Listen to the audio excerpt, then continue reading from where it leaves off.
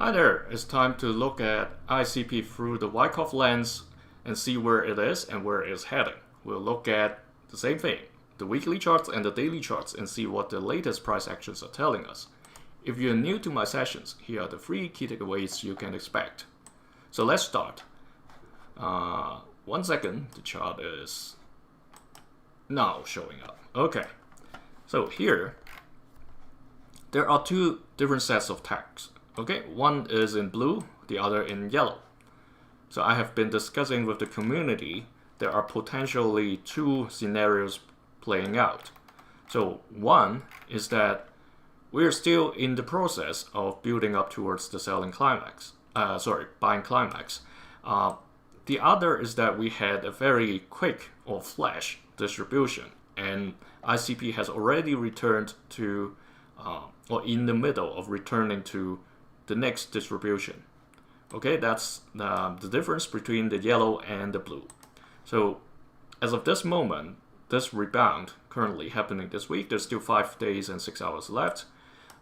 There was quite a bit of selling when the price went above the orange key level of 5.82. So when we get to the daily chart, we'll be able to see more. As of now, in the weekly picture, there's one thing I have shown before, that if we look back to what happened in 2022-2023, after the initial leg downwards and this little, well, quite significant rebound, there was an accumulation cycle over there. So we have this leg, and then we have this accumulation. Then there was this climb that tested very close to the green key level. So I hope what we're having now is not something similar to that one, because if it is some quick, let's say, some people bought the dip or like quick distribution from that point, and then eventually die down to a deeper accumulation. I hope this is not that one. So I've previously shared this, so I'm not going to talk about this too much, just to let you know that may potentially be such a scenario, and that's what the scenario for yellow is closer to. Okay, so the bounce has happened. So this automatic reaction happened, assuming the yellow scenario is playing out. This red candle corresponds to that. I said last week there may be a rebound, a second test to the upside, or just a very low rebound of like a last point of supply, if this is really a mini distribution. And that means it's going to maybe come back to the red dashed line or even the purple. So these 2 lines are from, first, the spring back in October 2023, and the other one, the purple, was the one set by the October 10th event. Okay, there are 2 indications for us. So this spring that we had back in late October, after that we've got this pump all the way to close to almost $10, the light blue key level, 9.92, and what for positive thinking, or like people wanting the run to go to the north, there's still a chance. All right, if this continues to build up, eventually, may it be like taking weeks, it can still go up for up thrust or up thrust after distribution, if this is really the buying climax for the yellow scenario, right? For the blue, it hasn't even happened yet. So it's, I explained before, for PSY period, there can be quite a bit of horizontal trading instead of going straight up week after week. It doesn't always work like that. So sometimes it looks like this, but you can also see these kind of activities during the PSY. Just that the current situation is that it's at a very low level.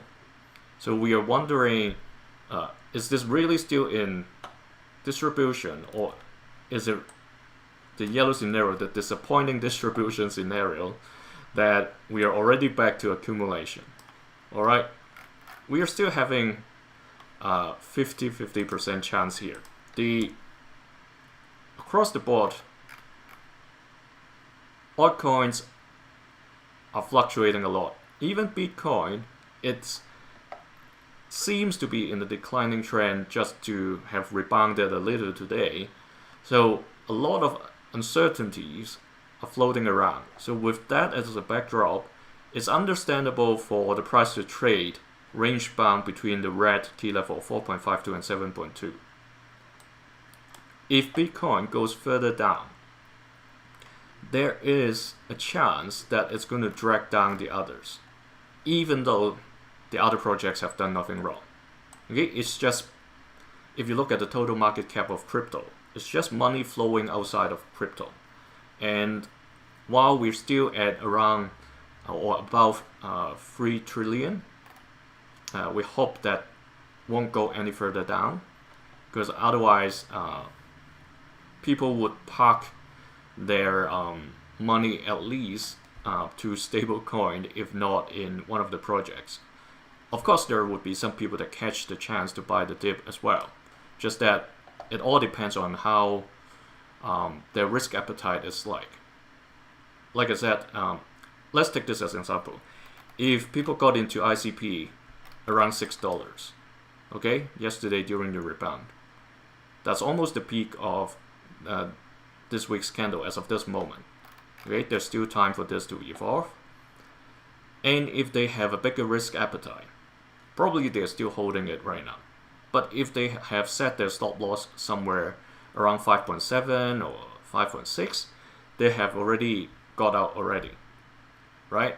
So there are a lot of dynamics going on, and this is more closer to the fear period than the greed period. Okay, so that's why we're seeing these sort of big going up, big coming down.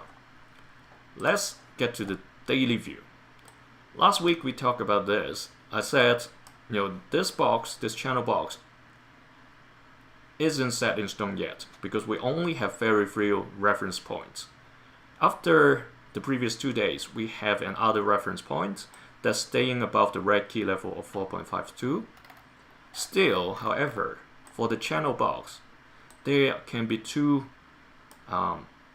possibilities. One is still within an uptrend, though is much less steep than the previous climb. Okay, the initial climb. The other possibility is that it is just a horizontal trend.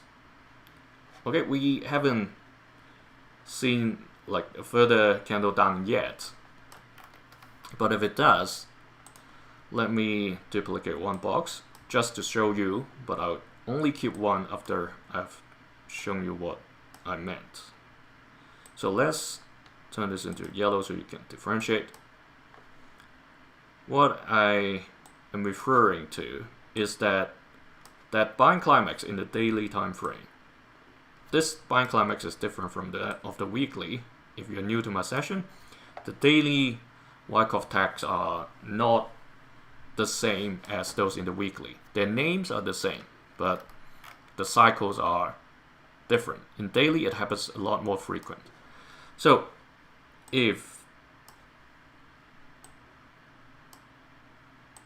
assuming if this is the bottom of the horizontal channel, this time this leg down hasn't touched on this bottom of the channel yet. Okay, that's what I'm referring to. There's still a chance that we are in a sideways trading zone.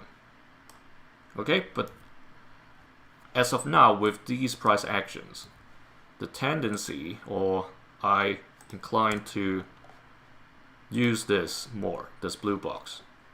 Okay, but remember, when we come back next week, if this further weakens, say this little bulge over here further dies down to this point around the white line, and then bounce a few times, which may happen in a week, that may confirm the horizontal trading zone.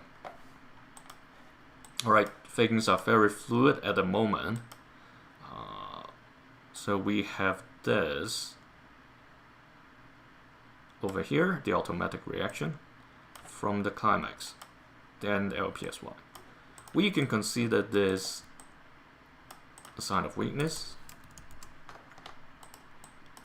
Whether there will be a second test or an upthrust, that's what we are hoping to see for the coming week, if not like in 2 weeks. Okay, so breakout timing.